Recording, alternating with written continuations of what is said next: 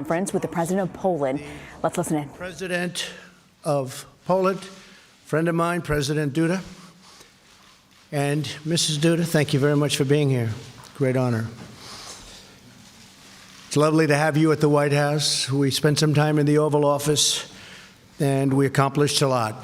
Melania and I are deeply grateful for the incredible welcome the President and Mrs. Duda gave us in Warsaw, Poland.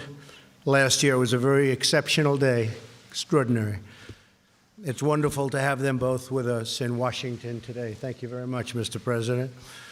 During my visit last summer, I had the privilege to stand before the monument to the Warsaw Uprising and address the people of Poland about our shared commitment to defending our heritage and our civilization. It was an experience I will always treasure and I will never, ever forget. Not far from where we stand today, another monument in another square, the statue of General Kosciuszko in Lafayette Park reminds us that the bonds between our people go all the way back to America's Revolutionary War. This year, the United States and Poland are celebrating 100 years of Poland regaining its independence and nearly 100 years of U.S.-Polish diplomatic ties. It's a long time. I'm thrilled to say that the alliance between our nations has never been stronger, with you and I at the helm. Do you agree with that? Thank you, Mr. President. Glad he said yes. In our discussions this afternoon, President Duda and I agreed to bolster our robust defense ties. We will enhance cooperation in military relations, intelligence, missile defense, technology, and training. I'm proud to report that Poland has recently purchased a state-of-the-art Patriot missile system, which is a great system. We make the greatest military equipment by far anywhere in the world, and it's made right here in the USA. We are grateful for Poland's leadership on defense spending and burden sharing in NATO.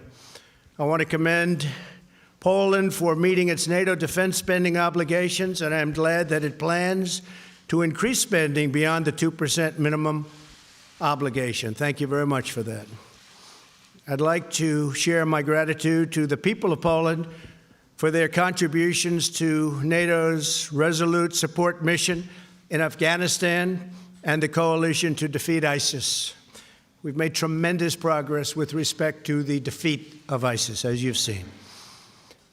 We also understand that you can't have national security without border security. Both Poland and the United States understand that strong nations must have very strong borders. The President and I likewise are exploring opportunities to advance energy security. The United States and Poland are deeply committed to energy diversity all across Europe. No nation should be dependent upon a single foreign supplier of energy. Poland has worked tirelessly to increase energy independence nationally and across Central Europe. It is constructing a new pipeline, the highest technology, from Norway to Poland, and it recently built a liquefied natural gas import facility. Last year, the United States was proud to send its first export of LNG to Poland, and soon our nations will launch a high-level diplomatic exchange on energy security. And Mr. President, we are now, as of a few months ago, the largest producer of energy in the world. So that's a big statement.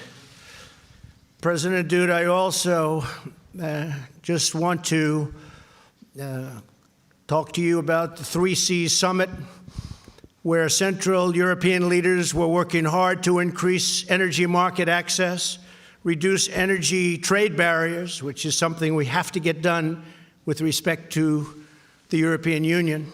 The trade barriers, they make it very difficult for the United States, and to strengthen energy independence. The United States firmly supports these goals, and we are eager to expand commercial ties all across the region of Europe.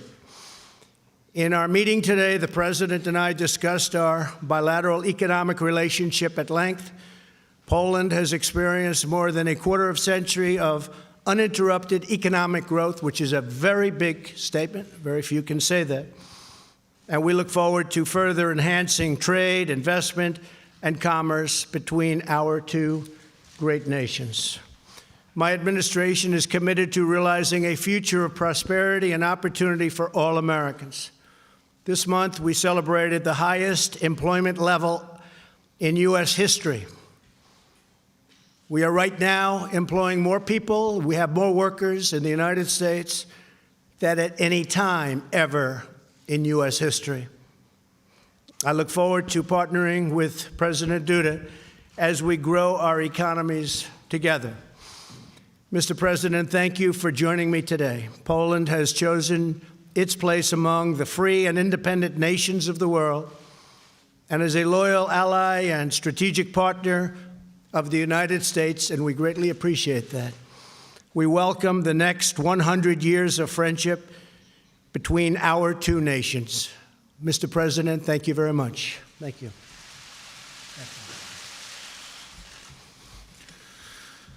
Ekscelencjo, szanowny panie prezydencie, szanowni państwo. Ladies and gentlemen, bardzo się cieszę, że w tym tak ważnym dla Polski roku, in this year so important to Poland, the year of Poland regaining its independence, we celebrate our 100th anniversary of it. I'm able to be hosted here, that I'm at the seat of the President of the United States at the White House at Washington. And also from this perspective, from the perspective of the centennial of Poland regaining its independence, this fact is of huge importance for Poles, both those living in Poland and those living abroad, especially the 10 million Poles living in the United States. This is of huge symbolic importance. One reason for that is that the matter of Polish independence was one of the important points of the policy of the U.S. President Wilson. It was precisely President Wilson. Before 1918, he was the one who put Polish independence on his agenda, on the agenda of his policy. That happened, among others, thanks to a great Polish politician, a composer and musician, Ignacy Jan Paderewski.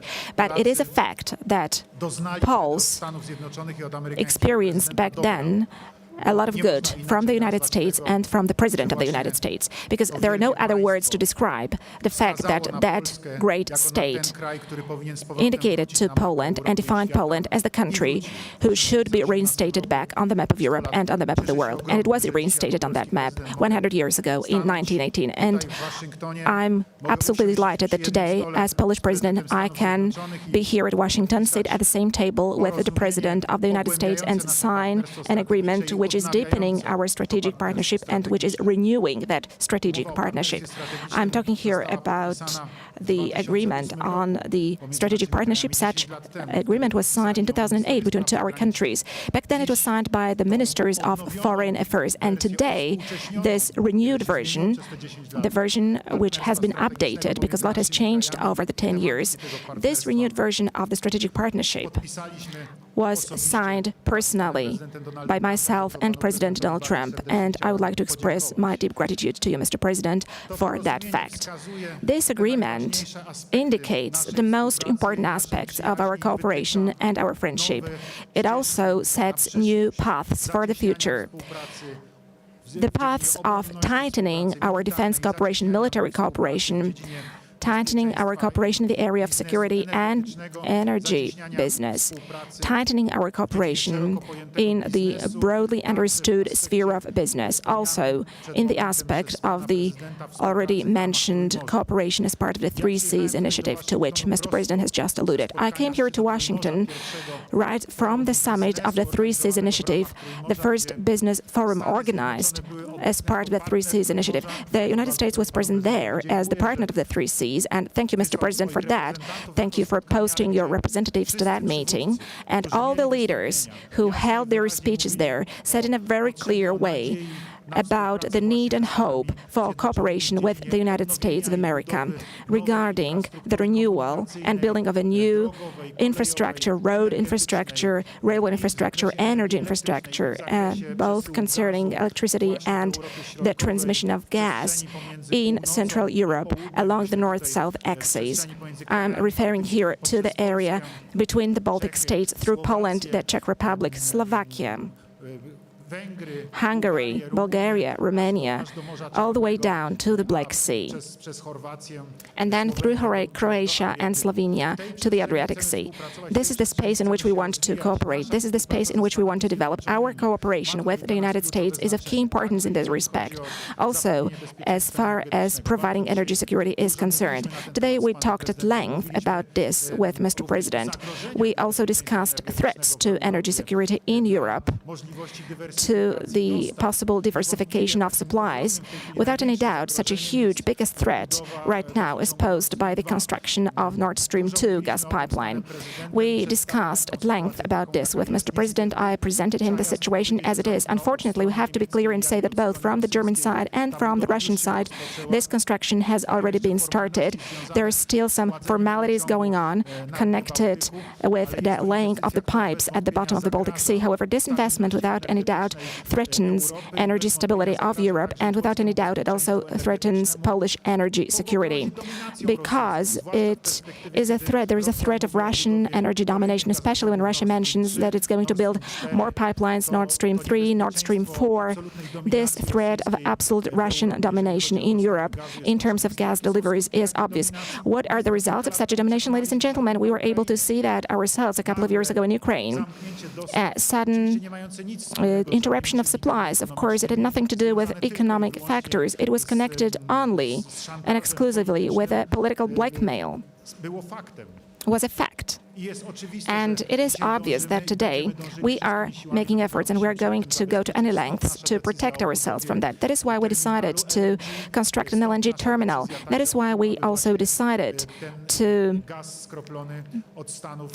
receive the LNG gas from the United States. I'm really glad that we have concluded such contracts. I'm glad that American companies are right now delivering LNG to Poland. And this precisely is a very important element of diversification of gas supplies to our country. And I firmly believe that thanks to the LNG gas terminal, thanks to expanding its capacities as far as the annual quantities of gas are concerned, we are not only going to realize and safeguard our own energy needs, but I also hope that we'll be able to transmit gas further to our neighbors through the development of the Three Seas Initiative area, through the construction of interconnectors. These issues were all raised by us today during our talks with Mr. President. And last but not least, opening up to business. We would like to invite American business to Poland. There are better and better investment possibilities. Poland is experiencing a very dynamic growth. Of course, there are companies from the United States which have been present in the Polish market for many, many years, like General Electric, which right now is implementing a huge investment concerning energy sector in Poland, conventional energy, such as construction of the Ostrołęka 2 plant. That is a huge contract amounting to almost $2 billion. These are the huge projects which are all being realized in Poland. But we want to invite to Poland all business people, those who have got huge economic projects here and who have got huge possibilities of investment. But we would also like to invite the smaller ones. Poland is a big European country. I believe it is an interesting partner where the United States and the U.S. business is very much welcome, and I want to assure you, ladies and gentlemen, about that. There is also a perspective of developing your activity through Poland to include the Three Seas countries, and this is something that we have been working on as a part of the Three Seas Initiative. We want to ensure also the communication possibilities, and we also want to increase the opportunities for economic cooperation. We want also business partners from the U.S. to join our projects. There are going to be a lot of communication, traffic-related investments in our part of Europe. We would like to invite American businesses to come because I believe that this opens up an opportunity for making joint business. And ladies and gentlemen, all of that is connected, of course, with the issue of military security. I'm hugely delighted with the presence of U.S. armed forces in the Polish territory. I'm deeply satisfied with the decisions that were taken by Warsaw NATO Summit in 2016, where the presence of the military forces of NATO in Poland was guaranteed. I'm also happy that we have in Poland American soldiers as part of our bilateral agreements. But I would like to invite you, Mr. President, to post more American troops to Poland. We believe that the presence of the United States is a guarantor of security in our part of Europe. We ourselves want to invest further. We want to modernize Polish armed forces. Mr. President, Trump mentioned the so-called Wisła air defense system that includes the purchase of Patriot missiles. We are implementing the largest military investment so far as the Polish armed forces are concerned over the last 30 years. We want to implement more projects. We want to buy more equipment. We also want to cooperate in the area of research and development as regards military technology. And I'm convinced that this cooperation between Poland and the United States will go on smoothly. I hope that Mr. President will make a decision to deploy to Poland more U.S. units together with equipment. Ladies and gentlemen, I was smiling when talking to Mr. President. I said that I would very much like for us to set up a permanent American basis in Poland, which we would call Fort Trump, and I firmly believe that this is possible. I am convinced that such a decision lies both in the Polish interest as well as in the interest of the United States. Poland is an attractive country, and first and foremost, it's got a very important strategic location in Europe. And I'm convinced that for the interests of the United States, also pertaining to the security of the United States itself, the presence of the U.S. armed forces in our country is important also to protect American interests. Mr. President, once again, thank you very much for this meeting. Thank you once again for this joint declaration that we're able to sign today. Thank you for also adding this new splendor to the centennial of Poland regaining its independence and also to the 10th anniversary of our strategic partnership. Thank you. A tremendous amount of LNG will be exported to Poland. We're giving them a pretty good price, but they're buying a lot of it, and that's going to be great. I do want to say that while we're together, tremendous effort and bravery is being shown in North Carolina, South Carolina, Virginia, and the area that was so horribly hit by Hurricane Florence. I just got some clips of some of the things that the Coast Guard is doing and getting people to safety in horrible, horrible conditions. And I want to just salute all of the people that are working so hard, the first responders, law enforcement, the military, FEMA. The job they're doing is incredible. It's incredible. So I just want to thank them very much. And I think what we'll do is we'll take our first question from Emerald Robinson of One American News. Emerald.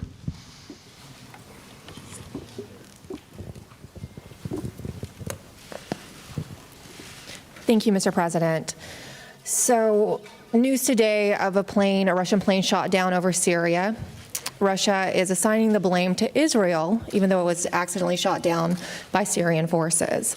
Clearly, things are heating up. There's concerns by many Americans, most Americans, that we might be involved in a war in Syria soon. You had hoped to bring troops home, but clearly things are changing. What do you tell American people today about a possibility of war in Syria? Well, I just heard about the incident you have mentioned, Emerald, and it sounds to me, and it seems to me, just like based on a review of the facts, that Syria shot down a Russian plane. And I understand about 14 people were killed, at least. And that's a very sad thing, but that's what happens. But Syria, according to early reports, that's subject to change, but that Syria shot down a Russian plane. So that's not a good situation. We have done a tremendous job in Syria and in that region eradicating ISIS, which is why we're there. And we're very close to being finished with that job. And then we're going to make a determination as to what we're going to do. But we have eradicated ISIS in a very large area of the Middle East. These are people that will not be coming here because they're not around any longer. So we've done, in a very short period of time, our Vice President is here, Mike Pence, our great Secretary of State, who really, thank you very much for the great job you're doing, Mike Pompeo. And we've been working very hard on this, and they've done an incredible job over there, but we'll make a decision fairly quickly. Thank you very much. Would you have a question for the President? Certainly. Thank you, President Duda. Clearly, you said you asked President Trump if he would consider a permanent base in Poland, and of course, that also relates to Russia. What would you say, how did the President respond to your position to have a permanent base from America in Poland? And then also, do you currently have concerns over the U.S.-Russia relationship? Oczywiście Well, of course, I told Mr. President about all the aspects connected with the permanent presence of the U.S. Armed Forces in Poland. But first and foremost, I assured Mr. President of one thing. First and foremost, ladies and gentlemen, we cannot say that if there are permanent bases of the U.S. Armed Forces in Poland, we will see a deterioration of security, because that will lead to an increased Russian activity and an increased militarization of this part of Europe by Russia. I want to say it clearly, ladies and gentlemen, a very strong militarization of, for instance, Kaliningrad Oblast has taken place for more than 10 years now. It is the reality that we live in today. As far as an aggressive Russian behavior is concerned, as far as increased military activity is concerned, including increasing of the militarization, Russia has been conducting such activities in a systematic way. And for the first time, we're able to see that in a materialized way in Georgia in 2008, when the then President of Poland, Professor Lech Kaczynski, took other European leaders, and they went to Tbilisi to stop Russian tanks which were about to attack the capital of Georgia. And from that moment, that military expansion has been developing. It's another leg was the attack on Ukraine. And today we can see an illegal annexation of Crimea. Today we are witnessing constant violation of international law in the Lugansk and Donetsk oblasts. So these are today political and military facts of Europe. And the presence of the United States is only providing a guarantee of security and a possibility to defend. Because let me reiterate again, it is only about the guarantee of security and defense of our part of Europe, that is the free world. This is the most crucial issue right now from our perspective, from the perspective of Central and Eastern European countries. And we are speaking in one voice on this one, generally. That is why we wanted to ensure the presence of the United States Armed Forces, and also we wanted to have the presence of NATO forces in our part of Europe as well. And of course, Mr. President and his staff, his advisors, and also the Pentagon staff have to consider all these issues, but there is a whole range of arguments which are in favor of the fact that the presence of the U.S. Armed Forces in this area is absolutely justified today. That is due to the protection of the interests of the United States as well. So I am absolutely convinced of this one, because today, unfortunately, we are seeing international law being violated. Today, we are seeing aggressive behaviors, and I am convinced that there is no more effective method of preventing a war than a decisive stance, demonstrating that we are ready any moment to repel a possible attack. And a presence also means deterrence. At the same time, I am convinced that when we have a strong military presence in this part of Europe where there is a potential threat, then there will be no war happening ever.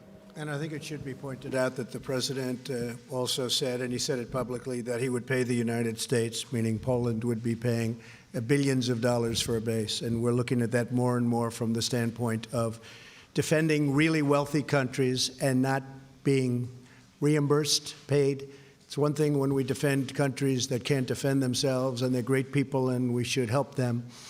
We don't expect anything for that. But when we're defending immensely wealthy countries and they're not paying for the defense to the United States, they're only taking advantage of us. And we are in discussions with numerous countries, all of whom you know, about payment.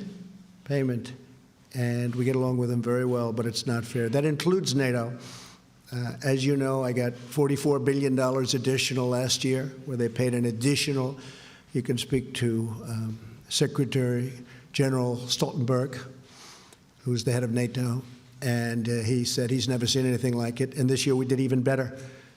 But when a country is very wealthy, and when the United States has been protecting them for many years at tremendous cost like nobody in this room would believe, it's time that they help with, we call it burden sharing, and they will do that. But the president offered us much more than $2 billion to do this, and so we're looking at it. We're looking at it from the standpoint of, number one, military protection for both countries, and also cost, a term you don't hear too often, and you haven't heard too often over the last 25 years, but that's the way it has to be.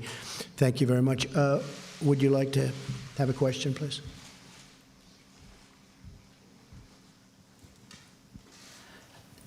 Dzień dobry, Marzena Kozłowska, Marzena Kozłowska, Polish Press Agency. I've got a question to President Trump. Do you share the conviction, which we have just heard a minute ago, expressed by President Duda concerning the threat which is posed to the region, but not only to the region, by Russia? And do you also share the view that permanent American bases in Poland are justified not only due to the security of the countries in our region, but also due to the security of the United States? I think it's a very aggressive situation. I think Russia has acted aggressively. They respect force. They respect strength, as anyone does. And we have the greatest strength in the world, especially now. We were being depleted under the last administration. We had planes that were old and tired and didn't fly in some cases. They were getting used parts. This is the United States. It doesn't happen. We make the greatest planes in the world and missiles in the world. And we have enhanced, to put it mildly, our military. It's literally being rebuilt as we speak, with literally hundreds and hundreds of planes and missiles and everything that you can imagine.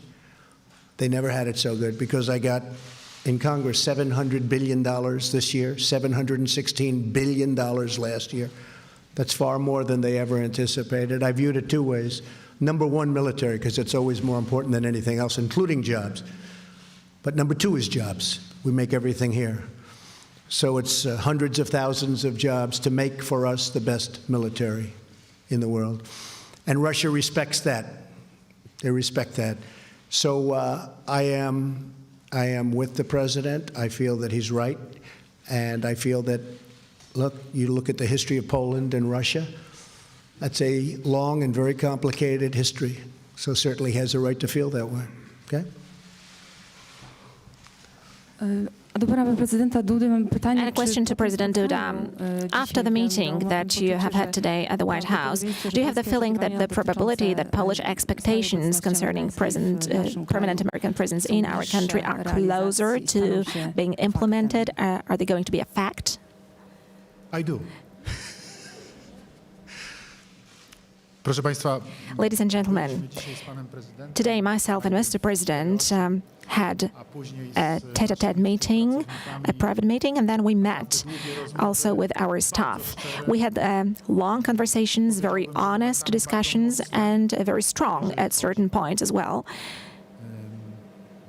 in terms of diagnosis of the situation in the area of military security and energy security alike. And I am convinced that wyciągniemy wszyscy z all tych of us dyskusji odpowiednie are going wnioski. to draw appropriate conclusions from these discussions because, as I said, both sides presented their positions in absolutely many elements. They are concurrent as far as the assessment of the situation currently is, what kind of steps need to be taken in order to protect both the issue of security and the issue of interests. These are business-related issues. I am convinced that, Zobaczycie państwo efekty ladies and gentlemen, you are going to see the results of both our meetings today and of the declaration that we have signed together with Mr. President. lat, bo to są długotrwałe Of course, we are talking about long-term processes, so I'm sure that you are going to see how this is going to be filled with content, and you will see concrete facts that will appear on the maps and also in agreements and in purchases that are going to be realized. John Decker of Fox, please. Thank you, Mr. President. Two questions for you, one on Judge Kavanaugh and also one on trade. On Judge Kavanaugh, yesterday you said, we want to go through a full process. You said, we want to make sure everything is perfect, everything is just right.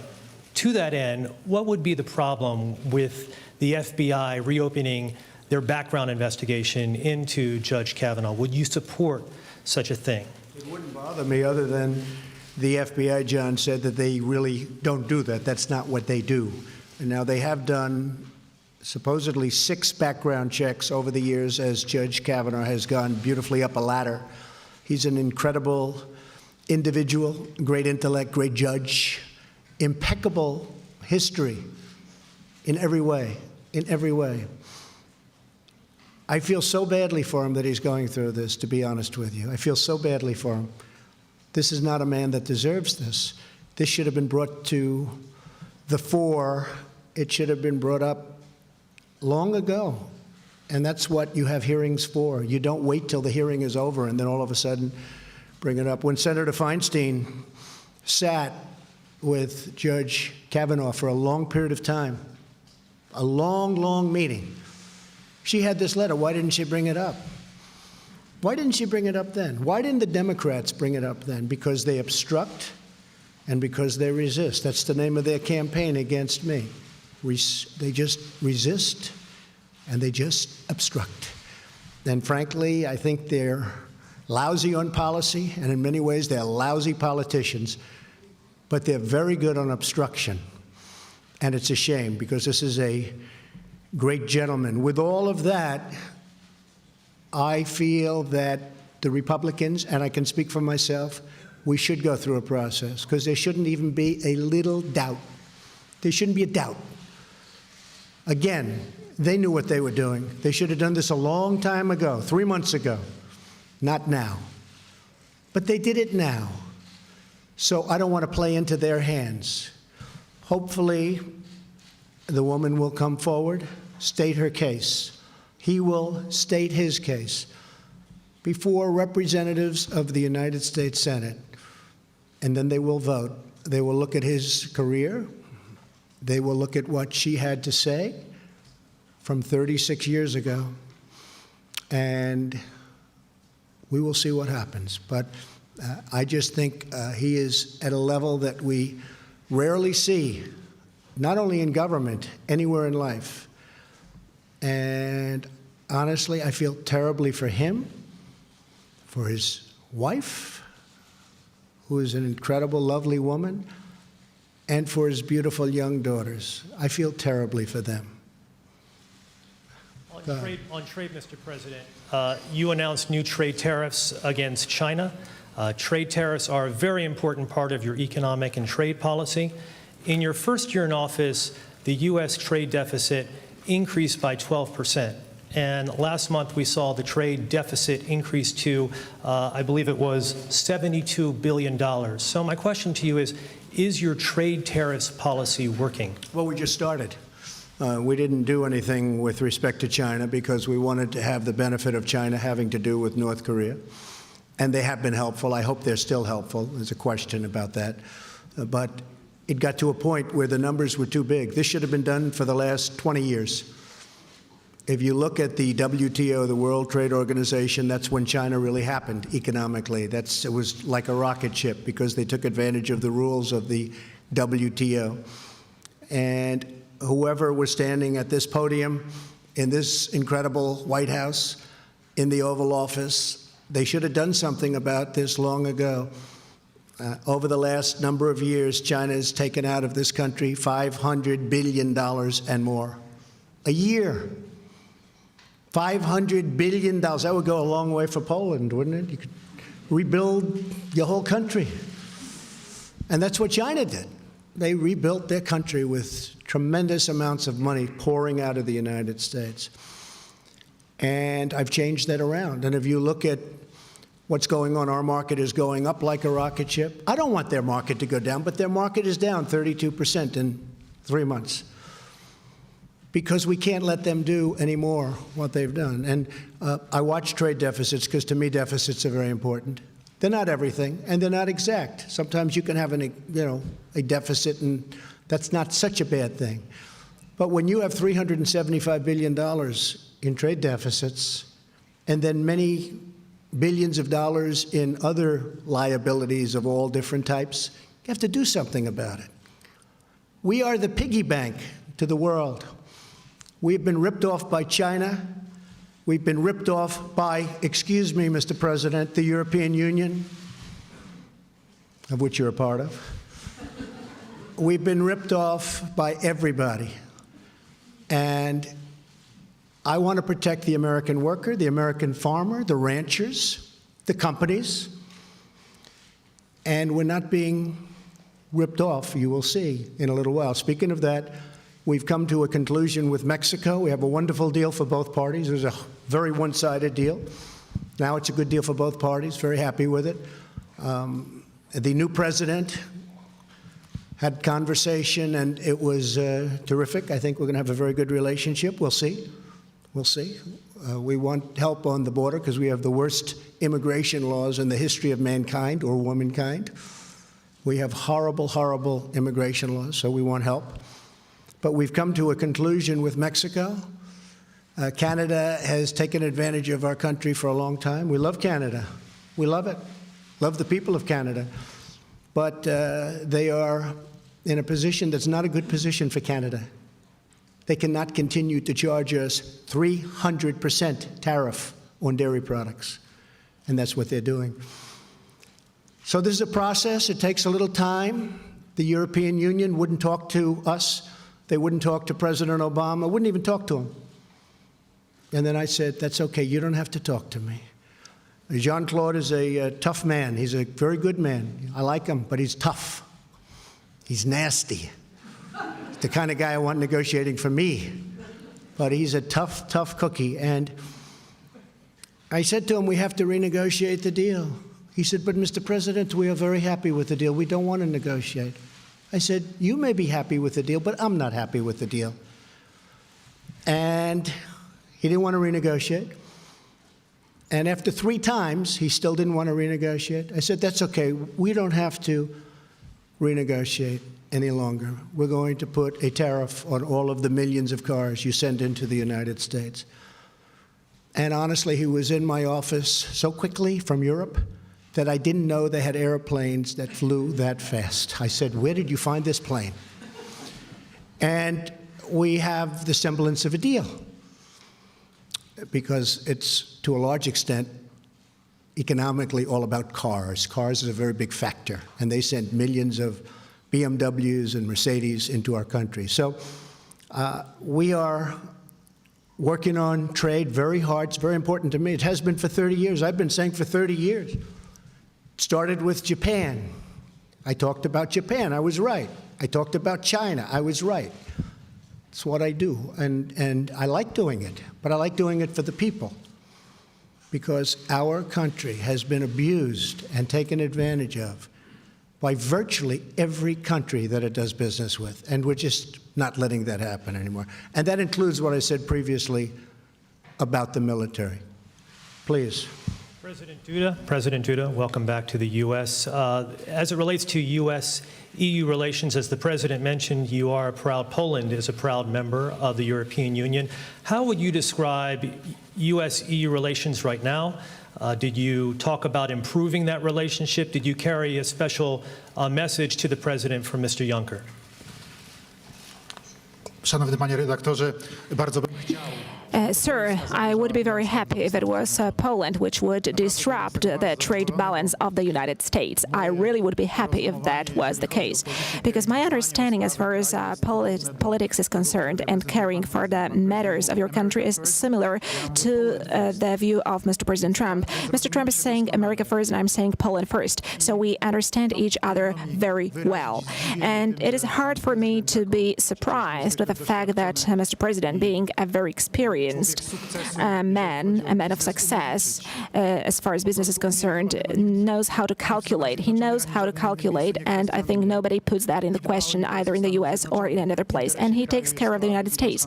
It lies in the interest of the country to have a balanced trade exchange, and this is something that you have to take care of. And of course, there is a clash of interests. However, objectively looking, it is hard not to understand it. So there is always a competition of interest, and there is every kind of business as a competition of interests. And I represent Polish interests, whereas President Trump represents American interests. The whole thing is as follows. On important matters, you have to strike an agreement to make sure that both countries wins and lose as little as possible. And then we have an understanding, an agreement. And then we can say that we are cooperating with each other on equal level. And I believe this is the kind of cooperation that Mr. President would like to have with the European Union. And it would be hard to be surprised with that. I'm listening calmly to that, and I would like Poland to be such a country, such an economic superpower, that it would be a very important partner to the United States. I said jokingly in the beginning that I wish it was Poland which disturbed the trade balance of the United States and our exports to the United States, but I do believe that our cooperation is going to develop well on partners-like principles. The trade deal with South Korea has been fully renegotiated and is ready for signature. We may sign it at the United Nations or shortly thereafter. That was a terrible deal for the United States. Now it's a fair deal, but that's been fully renegotiated in addition to Mexico and some of the others that are very close. Thank you very much, everybody. We appreciate it. Thank you. Thank you, Mr. President. Dziękuję. Thank you.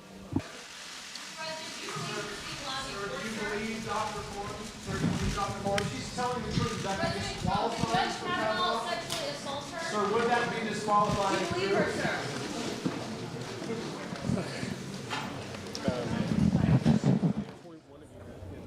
You've been listening in there to the president holding a joint news conference with the president of Poland. He did, in fact, mention Brett Kavanaugh. He was asked about that by a Fox News reporter. And after all of that, he, in fact, when asked about the Kavanaugh, whether these accusations should be heard, he said that it would bother me, but the FBI said that they wouldn't look into it. That was the president saying about launching an FBI investigation. But he did say, why didn't the Dems bring it up? They resist and obstruct. And he said that there should be even little doubt, not even doubt, talking about moving forward on the nomination with this judge. I want to bring in Washington correspondent Paula Reed, who was at that press conference. Paula, I want to get your thoughts on the president's reaction to the Kavanaugh accusations. Once again, he was very subdued, and you see him embracing the process and embracing transparency. He was specifically asked whether or not the FBI should do an investigation into this claim. At this point, they've just sort of put this in his background check folder. But as the president noted, this is not what the FBI does. This is not a federal crime. This is something that would be handled at the local level. So it doesn't seem like the FBI is actually going to open a formal investigation. And the president once again criticized Democrats for not bringing this issue up sooner. And once again, he also said that he supports Kavanaugh. He thinks he is extraordinary. He also said that he feels terribly for his family, but he really continued to very calmly support transparency and a process and an opportunity for this woman to be heard, which is interesting because he has, of course, been accused by over a dozen women of sexual misconduct and has never supported the same kind of open process for them. We've heard today from Republican senators on the Hill saying that Dr. Ford can testify either privately or publicly. Do we know anything more about whether she'll testify, Paula? I certainly didn't learn anything from this press conference here. Before this started, it still seemed to be an open question. Her attorney was trying to put some sort of limitation on the extent to which she would be asked about this. I know yesterday, Kellyanne Conway said on behalf of the White House that she does believe the accusers should be heard publicly. She also said Kavanaugh should be able to testify, but wasn't as specific about whether or not the White House was encouraging his testimony to be public. But at this point, would expect both of them to testify publicly in order to support what the president wants, which is not to leave any doubt about these accusations. Paula, the president said that this matter isn't something the FBI looks into. Is that correct? That is true. Sexual misconduct, sexual crimes, allegations of any such thing, that's usually handled at the state and local level. There are some exceptions when it comes to human trafficking, but for the most part, the FBI would not investigate something like this. However, they do handle it in terms of his background check. He's been through about half a dozen of those. So what the FBI has said is when they learned of this, they put this information in his file for his background check, but there's no chance that they're actually going to investigate because there's no allegation here of a federal crime. It's something that will be handled at the state level. So even though it doesn't look like the FBI will take this up at this hour, this public hearing, or private, however it might be, on Monday, Senator Feinstein has come forward saying that there should be more than just the judge and Dr. Ford. Do you see that opening up to perhaps Mark Judge, who was also, Dr. Ford has said, was one of the people in the room at that moment, or even her own psychiatrist? I think the more people you bring into a scenario like this, the more circus-like it will be. It seems that what the call here from the White House is, and from a lot of people, is just to have these two people come out, share publicly their side of the story. This isn't a trial. No one will be charged as a result of what happens, but sort of in the court of public opinion, I think people want to hear her story. They want to hear his defense. But once you start bringing people's, professional physicians or psychiatrists or any other witnesses in, things get a little complicated. And as you know from covering lots of hearings, those hearings are already a little complicated and contested as it is. So, Paula, any sense of exactly where this Kavanaugh accusation is going at this point, to kind of sum it all up? Well, we have to see what happens with this hearing. I mean, at the beginning of the day, we thought this was all going to be taken care of at a hearing. We'd hear from both sides, and then perhaps there'd be a vote sometime down the week. But at this point, we don't know. That's still in question whether or not this hearing will happen, whether she'll be there, if it'll be public or private, and the extent to which she will be able to be questioned, or whether or not her lawyer will prevail and be able to put any restrictions on the kind of questions she asks. At this point, if she becomes the only accuser to come forward, this is an accusation, though serious, from about 35 years ago. He denies it. It does not appear to be something at this point that would put his confirmation in jeopardy. I think that's part of why the White House has been embracing the transparency process. They seem pretty confident that he will still be confirmed, but they don't want to leave any sort of indication that they're trying to tamp things down, hide anything. They don't want people in the public to have any doubts about this. But at this point, we just have to see what happens with the hearing. And Rena, I've learned not to make any predictions about what's going to happen in this town. Fair enough. Well said. Paula Reed coming to us from the White House. Paula, thank you. We're going to take a quick break. We've got a lot more news to get to. This is CBSN.